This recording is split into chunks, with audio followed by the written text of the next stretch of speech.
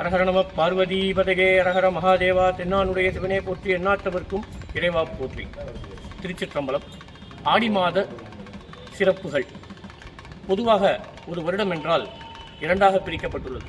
ஒன்று உத்தராயண புண்ணிய காலம், பிரிதொன்று தட்சிணாயன புண்ணிய காலம். உத்தராயண புண்ணிய காலம் தை மாதம் தொடங்கி ஆணி மாதம் நிறைவு பெறுகின்றது.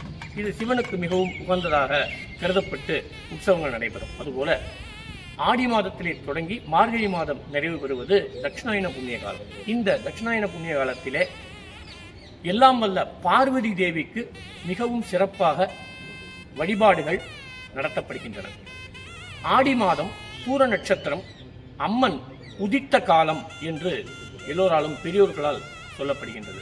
அந்த உதித்த காலம், அதாவது அம்மை தோன்றிய காலத்தை முன்னிட்டு நம் ஆலயத்திலே ஆடி மாதம் பூர நட்சத்திரத்திலே ஆரோகண அவரோகண பூஜை என்னும் ஒரு வைபவம் மிகச் சிறப்பாக நடைபெறும். அன்றைய நாளிலே அம்மைக்கு வளையல் அணிவிக்கப்பட்டு மடிசாறு அணியப்பெற்று பக்தர்களுக்கு அம்மை மிக அற்புதமாக காட்சி தருவாள். அன்றைய தினங்களிலே பெண்கள்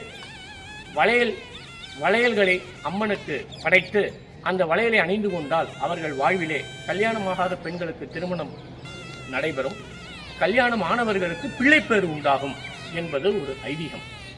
இது ஆடி மாதத்தினுடைய சிறப்பை முன்னிட்டு இன்னும் சில காரியங்கள் சிறப்புகள் நம் ஆலயத்திலே நடைபெறும். ஆடி மாதம் பூர நட்சத்திரத்தை முன்னிட்டு 12 நாட்கள் உற்சவம் நடைபெறும். அதாவது தெப்போற்சவம் ஆடிப்பூரத்தை முடிந்த பிறகு 12ஆம் திருநாளாக நடைபெறும். அந்த தெப்ப உற்சவத்திலே சிவன் பார்வதியுடன் சூரிய தீர்த்தத்திலே தெப்பத்திலே எழுந்தருள்வார். இந்த வைபவம் பல்லுயிர்களும் களி கூறுவதற்காக, அதாவது பல்லுயிரும் களி கூற அம்மையும் அப்பனுடன் சேர்ந்து நமக்கு காட்சி தருவதாக ஐதீகம். இந்த ஆடி மாதத்திலே இன்னும் சில வைபவங்கள் நடைபெறுகின்றன. கோரதம் என்னும் சொல்லக்கூடிய ஒரு வைபவம், இது 9ஆம் திருநாளிலே கொண்டாடப்படுகிறது. எப்படி சிவனுக்கு தேரிலே பங்குனி ரேவதிலே வருகிறாரோ அதுபோல ஆடி மாதத்திலும் 9ஆம் திருநாள் அன்று, அதாவது பூர நட்சத்திரத்துக்கு முதல் திருநாள், அம்மை நான் மறைகளால் பூட்டப்பட்ட தேர் என்று சொல்கிறார்கள் அல்லவா, அதுபோல பசுவிலே பூட்டப்பட்ட தேரிலே அம்மை எழுந்தருளுவது இங்கு மிகவும் சிறப்பு. அம்மையே பசு வடிவம் கொண்டு சிவனை வழிபட்ட ஆலயங்கள் நிரம்ப உள்ளன. இந்த ஆலயத்திலும் அம்மையாகவே வெளிப்போந்து சிவனை வழிபட்டது ஒரு சிறப்பாகும். அம்மை பெருந்தவ கொழுந்து என்றும் பெண்ணின் நல்லவள் என்றும் பெரிய புராணத்திலே கூறப்படுகிறது. அந்த வகையிலே அம்மை சிவனை நோக்கி தவம் புரிகின்ற அந்த மாதம்தான் இந்த ஆடி மாதம். கோரதம் 9ஆம் திருநாள், தெப்போற்சவம் 12ஆம் திருநாள். அது மட்டுமல்ல, எல்லா ஆலயங்களிலும் சுக்கிரவாரம்பாள் என்று சொல்லப்படும் அம்மன் ஒன்று உள்ளது. சுக்கிரவாரம் என்பது வெள்ளிக்கிழமைகளை குறிக்கும். அதனால் ஆடி மாதம் அம்மை உதித்த மாதம் என்று சொல்வதனால் ஆடி மாதம் இடம்பெறுகின்ற வெள்ளிக்கிழமைகளிலே அம்மைக்கு சிறப்பான பூஜைகள் நடைபெறும். மக்கள் திரளாக வந்து அம்மையை வழிபடுவார். அந்த வைபவத்திலே என்ன பலன் கிடைக்கும் என்றால் இதெல்லாம் கிடைக்கும். சிவனடியே சிந்திக்கும் திருப்பெருகு சிவஞானம், பவம் அதனை அறமாற்றும் பாங்கினில் ஓங்கிய ஞானம், உவமையிலா கலைஞானம், உணர்வறிய மெய்ஞானத்தை பெறலாம்.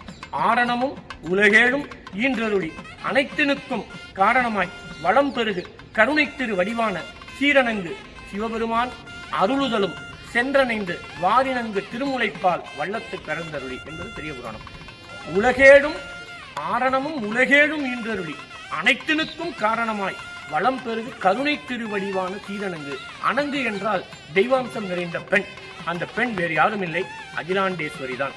அந்த அகிலாண்ட நாயகியை இந்த ஆடி மாதம் என்னென்ன வைபவங்கள், ஆடி வெள்ளிக்கிழமை, பிறகு கோரதம், பிறகு தெப்பம், இது போன்ற வைபவங்களிலே ஆரோகண அவரோகண பூஜை இதையெல்லாம் கலந்து கொண்டு இறைவனை அருளை பெறுவதற்கு அம்மை வாயிலாக, அம்மை என்பது கருணை சக்தி, அந்த கருணை மூலமாகத்தான் சிவனுடைய அருளை பெற முடியும் என்பதனை இந்த இடத்திலே தெளிவாக நமக்கு பாடல்கள் நமக்கு விளக்கம் தருகின்றது. எனவே அம்மையை வழிபடுவோம், அம்மை வாயிலாக சிவனுடைய அருளை பெறுவோம்.